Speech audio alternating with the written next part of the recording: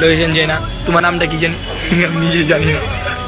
তো ও আমার বলতেছে ও আমার বিগ ফ্রেন্ড কিন্তু অরিজিনাল হলো জুনিয়র বিগ ফ্রেন্ড। হ্যালো, আসসালামু আলাইকুম। স্টার সুইচ চ্যানেল থেকে আপনাদেরকে জানাই আন্তরিক শুভেচ্ছা অভিনন্দন। আমি সাবির খান। দর্শক কেমন আছেন আপনারা? আশা করি ভালো আছেন। দর্শক, টিকটক নিয়ে কোনো ভিডিও করার রুচি আমার ছিল না। অনেকে আছেন যারা টিকটক ফেমাস হয়ে যায়, আপনারা অনেক দূর থেকে তাদেরকে অনেক সাপোর্ট করেন এবং তাদের এক ধরনের ফ্যান হয়ে যান। শয়ন স্বপনে তাদের সবসময় সেই টিকটকারই দেখেন। আপনি যাকে পছন্দ করেন, যেই টিকটকাররা মানে টিকটক স্টার যেটা বলা হয়, মানে খাইতে গেলেও দেখেন, ঘুমাইতে গেলেও দেখেন, বসতে গেলেও দেখেন। এমনও কিন্তু পাগল মেয়েরা আছেন।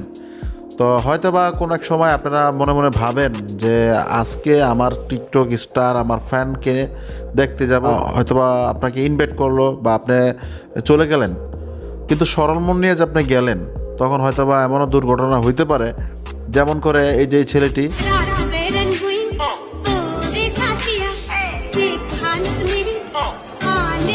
এই যে তারা যে অবস্থাটা হয়েছে। প্রথমত আপনারা কিন্তু একটি ভিডিও দেখতে পাচ্ছেন, ভিডিওটিতে অবশ্যই দেখতেছেন যে টিকটক স্টার এই ছেলেটি কিন্তু এই ছেলেটির কাছে কিন্তু একটা মেয়ে গিয়েছিল, অবশ্যই এই মেয়েটিকে দেখতে পাচ্ছেন। তো সেই মেয়েটি যখন তার সাথে দেখা করতে গিয়েছিল, সরল মনে গিয়েছিল, তার ভিতরে তার কোনো খারাপই ছিল না। এই ছেলেরা 3 জন মিলে মেয়েটাকে ঘন দর্শন করেছে।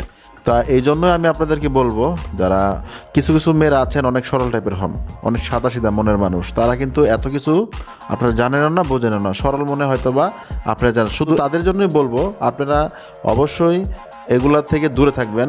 এই ধরনের কোনো টিকটকার, কোনো স্টারদের সাথে দেখা করার জন্য যাওয়ার কোনো প্রয়োজনই নেই। কারণ এখন বর্তমানে ধর্ষণের বিষয়টা কিন্তু বেশি চলছে। বিভিন্ন জায়গায়, বিভিন্ন জেলা থেকে কিন্তু ধর্ষণের সংবাদটা এখন আমরা বেশি শুনতেছি, আপনারাও জানেন। তা আপনারা মেয়েরা কেন যান? আপনারা মেয়েরা একা একটা ছেলের সাথে দেখা করতে কেন যান?